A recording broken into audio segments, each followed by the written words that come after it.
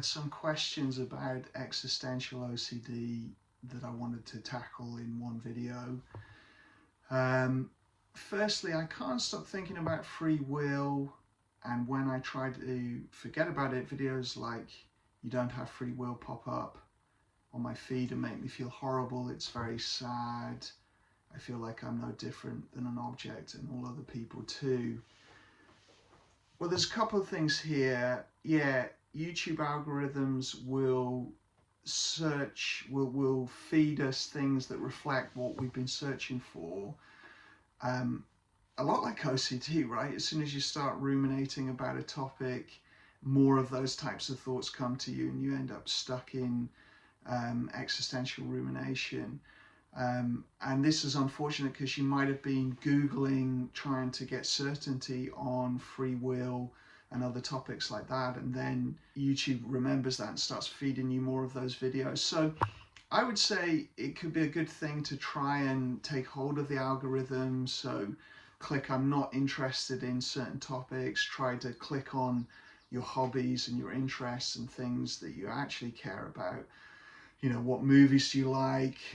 Look at the actors from those. What comedians do you like? Look at the comedians from them. What sports do you like? What to start driving the algorithm towards things you're interested in. I wouldn't say that that's avoidance in the kind of compulsive point of view, because if you keep having these videos on existential topics, it's going to keep you ruminating and thinking about these difficulties rather than moving forward in a values-based life. Can't stop thinking about free will. Yeah, free will is a really tricky one. You know, remember, with all existential OCD, there is just uncertainty. No one has proven definitively yes or no for free will.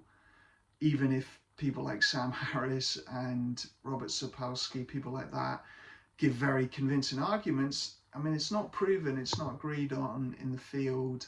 And ACT is more, you know, what's helpful in my life. You know, for someone like Sam Harris or Robert Sapolsky, that sense of not having free will is quite liberating. They find that it does help them, and that's probably because they have very strong senses of self, and there's some freedom in surrendering that and letting that go. Whereas people with more anxiety disorders and OCD often don't have such a strong ego. You know, there's more of a vulnerability in that sense of self, and so this thinking and belief drives us more into compulsions that ruin our life and cause us great distress. So it's not workable. So you get to choose that I'm going to live as if there is free will, and I'm going to take action, and I'm going to control my life, and I'm actually going to stop trying to answer whether there is or isn't free will. That's how it feels to me. I mean, this was one of the many existential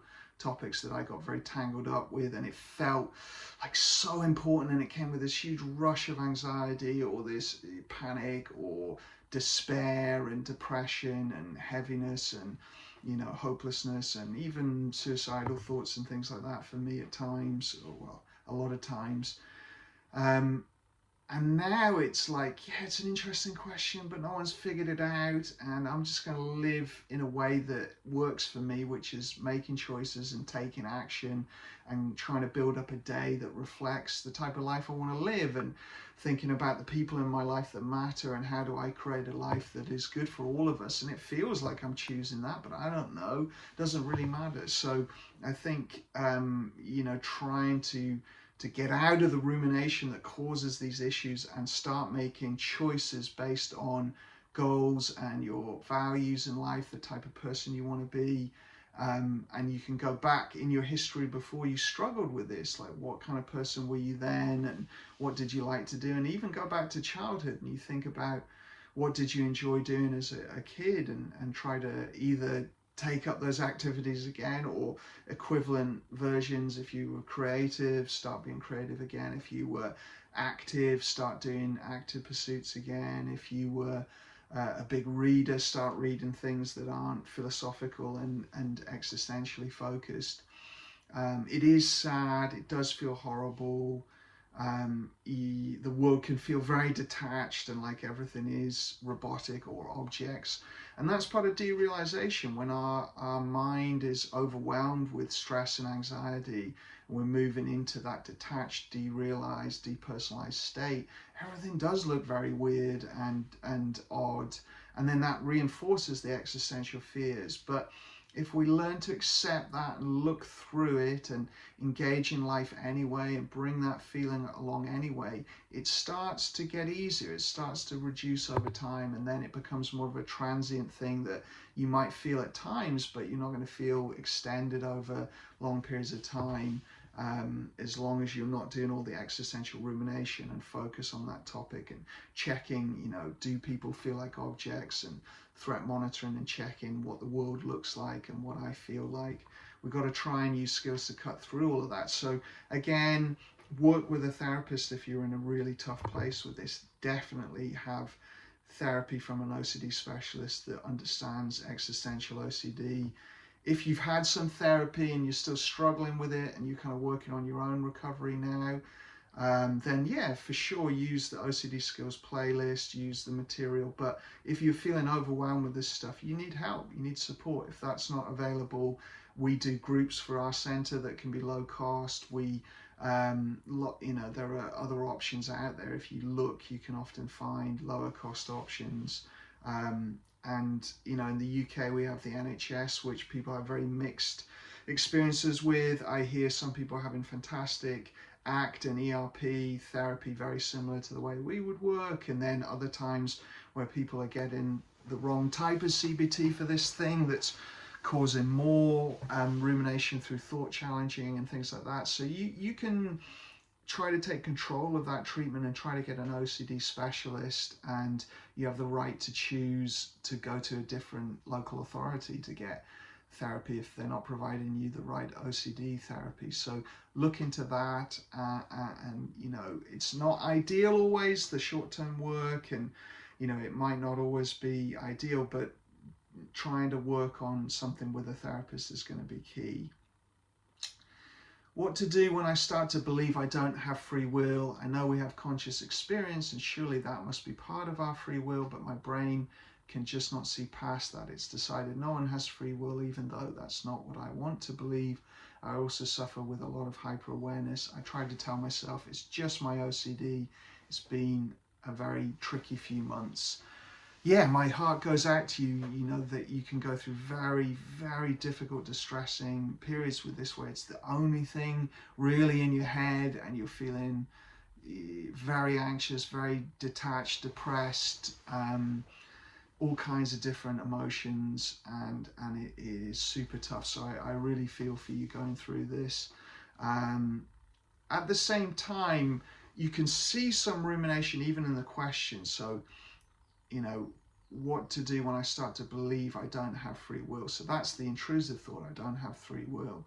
And then the rumination is, I know we have conscious experience, and surely that must be part of our free will, but my brain cannot just see past that. So you can see the analysis, the debate, the rumination going on in response to it. So that's the bit we want to try and diffuse using ACT skills and get better at not going down those rumination pathways, and instead engaging in life and getting our attention and focus out and choosing stuff anyway, and acting as if we have free will and can make values-based choices and decide what we want to do with our day and who we want to connect with and what goals we want to pursue. And none of it will feel right in the beginning, and we might feel shut down, like we don't want to do those things, but making those plans and doing them anyway. And as I said to the last question, no one has a clue about free will, even if people give very convincing arguments on either side of it. No one has the slightest clue. No one's worked out the mathematics, the physics, the philosophical argument that is agreed upon by the field, the way of doing research. They may have neuroscience that shows brain activity before movement, but those neuroscience studies are very early. We don't really have fMRI technology that's super precise yet. It's all building up. And I don't know whether we'll even answer these sorts of questions. I don't know that human brains have evolved to do that. I mean, who knows? Who knows? But the point is, right now, there is just uncertainty. And the more we accept that uncertainty and live as if we have free will, in the sense of making choices, not ruminating and analyzing and going over them, the more we will start to show our brain this is not something I need to solve to live a good life. I can live a good life and connect with people and follow my goals and values no matter what's happening. And it will get easier. And for me, those questions are fun, interesting things to think about for a few moments, but they're not the anxiety, despairing, awful things that they used to be. And the way you get to that place is getting good at not doing the rumination, the mental compulsions, and not doing the threat monitoring of like the feeling of, do I have free will or not, or not following it into shutdown and depression and despair. So, you know, again, the existential videos I've done so far have other recovery ideas, and the OCD skills playlist is really going to be showing you how I would work on this stuff. And for a lot of people, you know, you need to be in therapy, you need to be working with an OCD specialist that also knows existential OCD and gets existential OCD. So try to find that person and work with them. And the final one on this was, I had someone saying, this is interesting, it covers most of my issues yet does not delve too deep philosophically. Well, that's it. You know, we're not being a philosophical channel. I'm not trying to build a philosophical argument either way. And I don't have any issue with people doing that if it feels life enhancing and meaningful and it helps you live a good life. Great, you know, study the great philosophers you mentioned: Schopenhauer, Kierkegaard, Nietzsche, Mainlander, Camus, Sartre, Metzinger, Ligotti, Brassier. I mean, I've read a lot of these people in the past, and yeah, if it engages you intellectually and it doesn't shut you down and it doesn't put you in a very difficult place with existential OCD, brilliant. Knock yourself out and have a great time reading those things. The point of this channel is we're not trying to create any philosophical argument, because in the context of OCD, that is the compulsions. That's the part where we're getting stuck in it and we're driving the anxiety and the despair and the lack of ability to pursue my life goals and to do the things that matter and show up for the people I care about.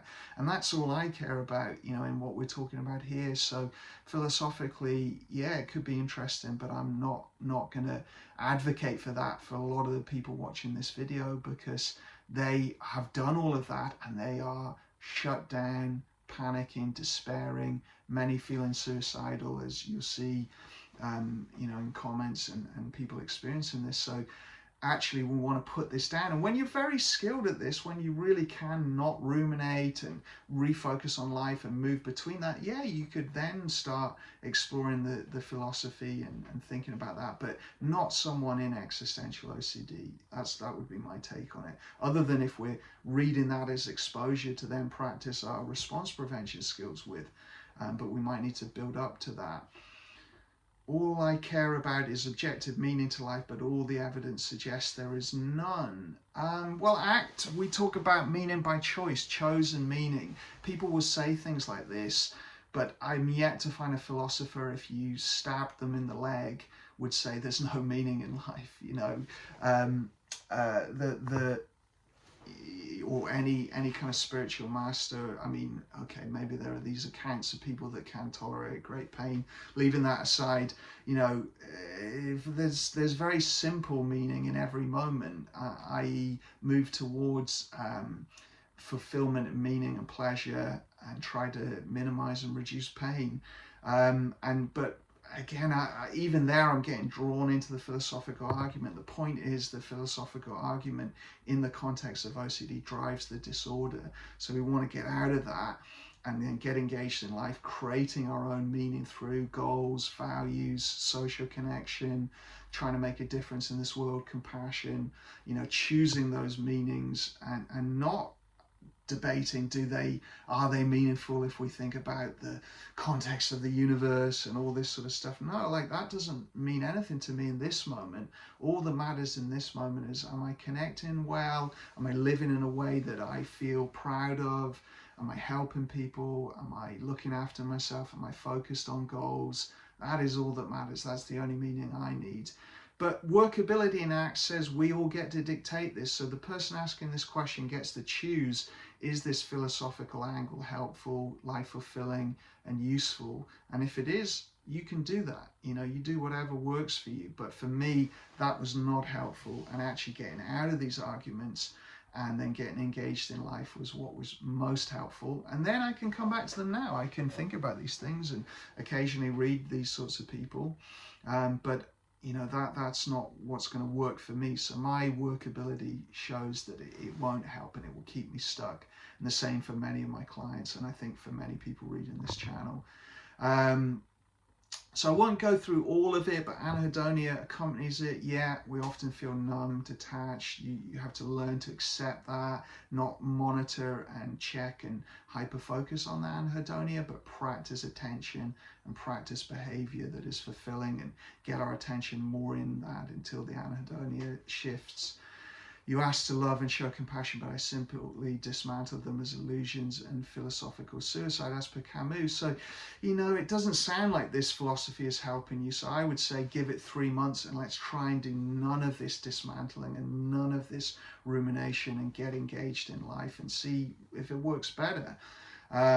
This is what the wise ones before us have found. Well, yeah, you know, if those wise ones were happy, good for them, great. Some of them were, some of them weren't. Some of them committed suicide. Some of them, you know, died by illnesses. You know, they were death by suicide through living and careless, reckless behavior. To escape the pain of life. So I don't know, like I'm only ever going to learn from people that I think have something that helps me live a more meaningful life. But you've got to make the choice here. Nihilism is the most logical optional view, assuming formal logic and mathematics is close as we can get to objective meaning. Then what? Well, I'm all for maths. I'm not a nihilist. I think work out what works for you. I think sometimes nihilistic defense is the defense when we've had a painful life and social connection's been hard, people have let us down, the goals we pursued we couldn't achieve, and then our brain turns to a nihilistic defense to sort of talk us out of these things. I think, you know, you either have got to decide whether this philosophical approach is helping, or if it isn't, you know, go seek therapy for existential OCD with someone who gets it and work on this stuff. But I think there's room for both. You can be interested in philosophy and be very skilled at getting out of rumination and engaged in the simple pleasures of a meaningful life without needing to to deconstruct that. But you have to make the choice. You have to think what is workable for you.